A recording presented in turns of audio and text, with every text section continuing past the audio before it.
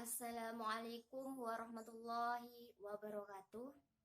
Perkenalkan, nama saya Iis Masroatul Hasanah, NIM E 2019-1002 dari kelas Perbankan Syariah 1. Saya di sini akan menanggapi sebuah video yang dibuat oleh Bapak Dr. Abdul Wadud Nafis, LCMBI, yang berjudul Puncak Kemajuan Peradaban Islam pada Pemerintahan Bani Abbasiyah. Pertama, saya akan menjelaskan tentang berdirinya pemerintahan Abbasiyah. Pemerintahan Abbasiyah ini didirikan oleh Abdullah Asy-Syafa Muhammad bin Ali bin Abdullah Al-Abbas yang didirikan pada tahun 104 sampai 136 Hijriah. Latar belakang berdirinya dinasti Abbasiyah ini, kaum Abbasiyah merasa lebih berhak memimpin umat Islam dibanding Bani Umayyah.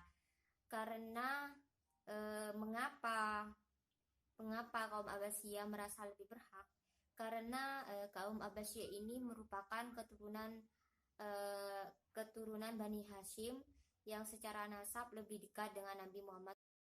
Selanjutnya, saya akan menjelaskan tentang 3 poros utama yang dalam mendirikan Bani Abbasiyah ini. Yang pertama yaitu Humaimah, yaitu dijadikan pusat perencanaan.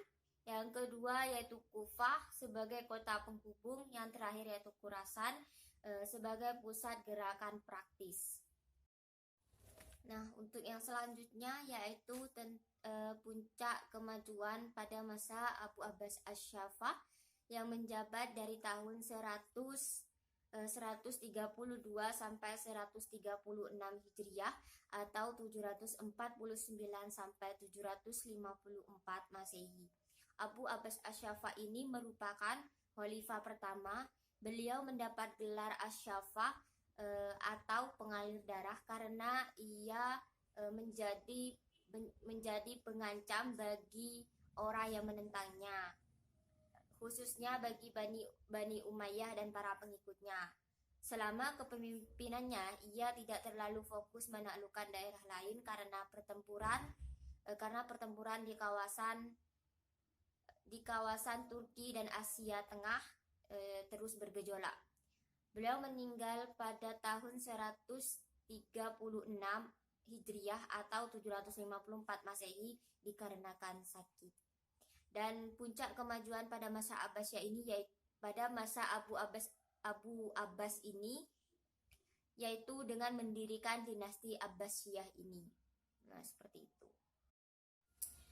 Terus yang selanjutnya yaitu saya akan menjelaskan tentang puncak kemajuan pada Khalifah Abu Ja'far Al-Mansur.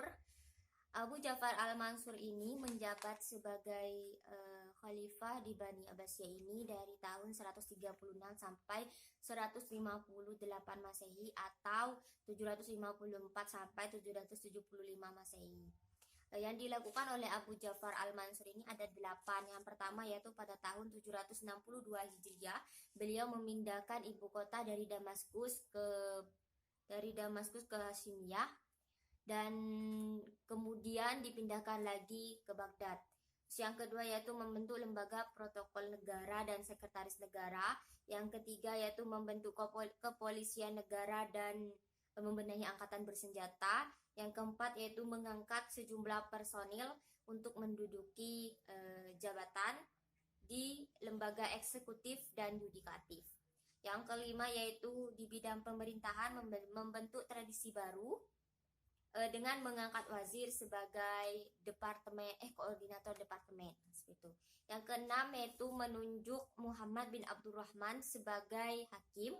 Yang ketujuh yaitu menambah tugas jawatan pos. Yang terakhir yaitu menaklukkan kembali daerah-daerah yang melepaskan diri dari pusat pemerintahan. Nah, itu merupakan puncak kemajuan yang digapai oleh Abu Ja'far Al-Mansur.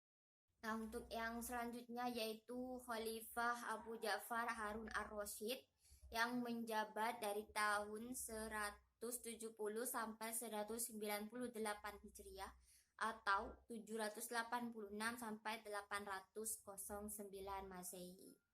Yang dilakukan oleh Abu Ja'far Harun Ar-Rasyid ini ada 8. Yang pertama yaitu belusukan, yang artinya yaitu dia datang ke daerah-daerah untuk mendengarkan langsung curhatan oleh masyarakat setempat.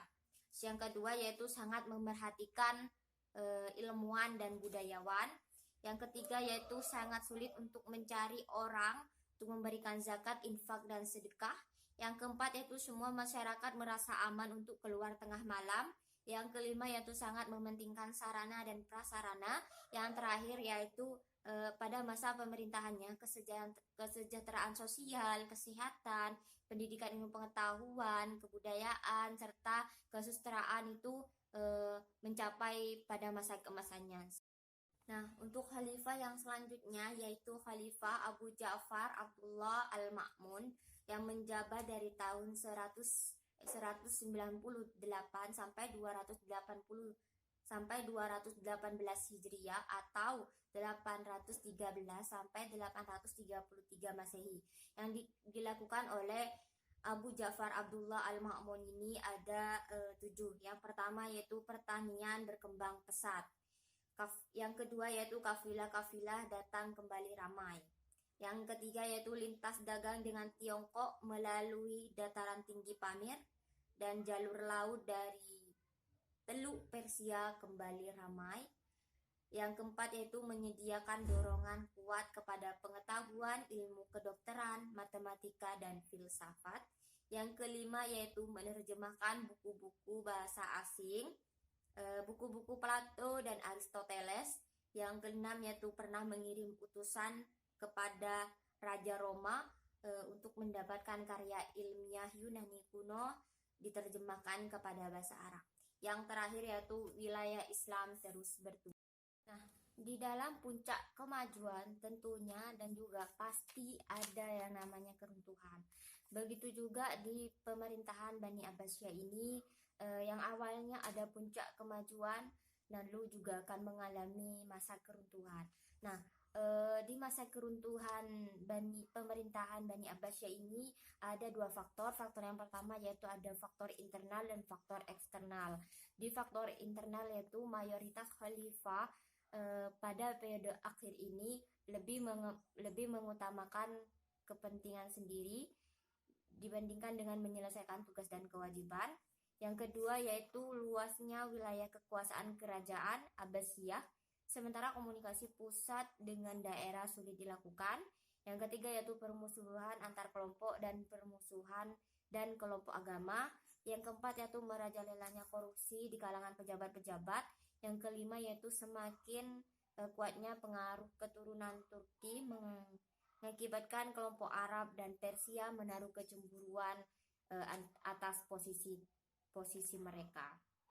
Terakhir yaitu ada faktor eksternal, diantaranya yaitu perang salib yang berlangsung beberapa gelombang.